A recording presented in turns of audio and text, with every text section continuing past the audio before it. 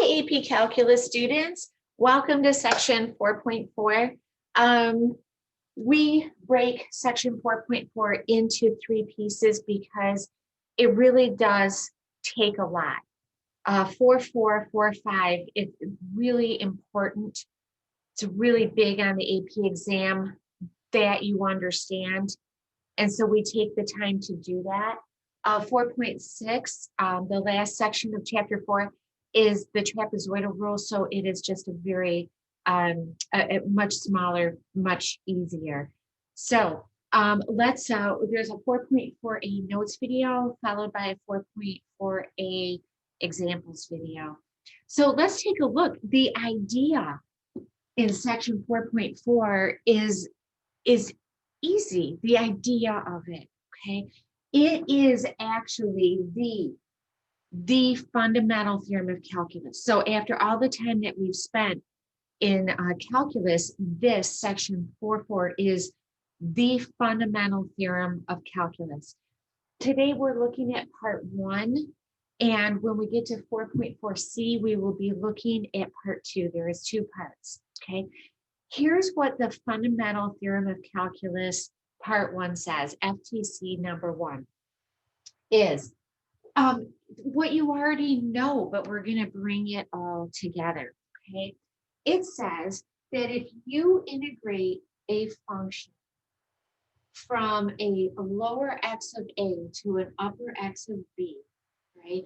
Now, let's remember that we know that an integral is represented on a graph by area, especially if it's under a rate function, right? A derivative is a slope of a tangent line geometrically. Okay, and notice we've done Riemann sums where we have, this is a change in x, this is a base, and this is the height of a rectangle. But we found the limit as when those number of rectangles approaches infinity from A to B, that we get an exact area. Okay, so we represent area also, but let's go back. The integral from A to B of f of x dx is, first of all, what we do is when we integrate a function, we call it the integrated function of capital F. So notice this makes sense, that what we do is we actually integrate the function, and then because this was an upper x and this was a lower x, b and a, we evaluate the integral at b minus we evaluate the integral at a. So the idea is easy.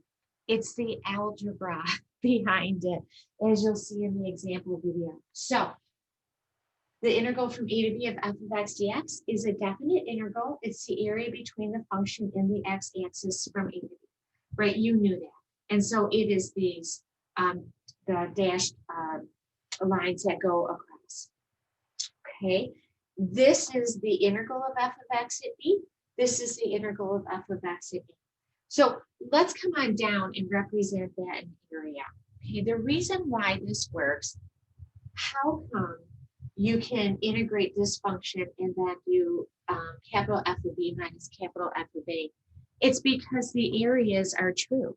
Take a look here. Notice that the area, the integral from 0 to b of f of x dx, is denoted by these cross sections, right? From 0 to b, denoted by these cross sections. Minus, right? Notice that the integral from 0 to a of f of x dx, I drew a picture of its area with dots, right? Here's 0 to a, right, with the dots. So notice if you subtract them, what it leaves is this area in between, the integral from a to b of f of x dx, right? So that's why this is true, why you can integrate and then evaluate the area from a to b, because the subtraction leaves the area in between a and b, okay? So what are the steps to the FTC number 1? The first thing you do is simply integrate the function, right? Now, what we do from there is we do label it as a capital F of x, and then we put a long, thin line. Even your book uses a bracket, it's kind of wrong.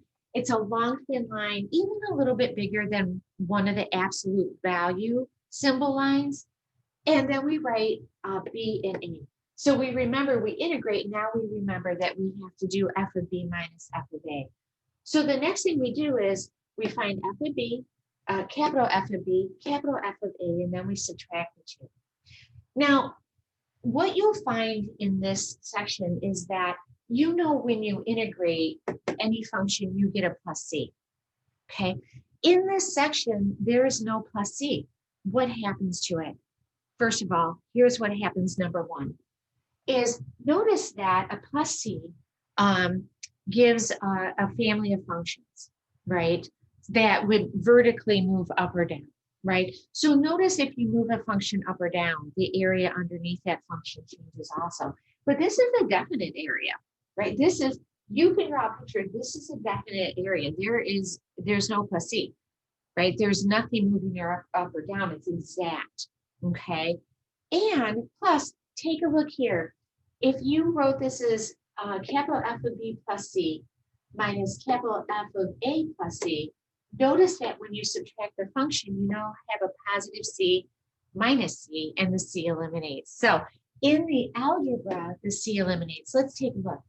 Let's say we were to integrate 2 of x from 3 to 5 on the interval from 3 to 5. Without a doubt, you could draw yourself a picture of that, right? You could draw the function 2x, right? And then show the area from an x of 3 to x of 5, right? And you could figure out geometrically what that area is. But let's go ahead and use the algebra, right? So the first thing you do is integrate 2x, which is x squared plus c. And now we will do our f of b, right? I actually draw the arrows, f of b. So I put a 5 in here. That's 5 squared plus c. Here it is. Here's my f of b minus, and here's my f of a. So we evaluate the capital F function at 3. And that would be 3 squared plus c. So notice then, what you have is 5 squared minus 3 squared, and you have a plus c minus c. So the c does eliminate, and you get a value of 16. Now, here's some other things you need to know. We will mainly be looking at this idea in 4.4b. There will be videos for that also. But I just want you to have a concept here too. Okay, so here's a conclusion we can. This is called the net value theorem, the net rate of change. Okay, so because the integral of f of x dx equals the capital F of x plus c, and the integral from a to b of f of x dx equals the capital F of b minus capital F of a, if your f of x is a rate, now we know when we integrate a rate that we get a position, right? So if we integrate a rate, we know that capital F of x must be a position, distance, or amount, right? So capital F of b minus capital F of a must be the change in that position, distance, or amount from on the interval from a to b. So in other words, this is the net change theorem.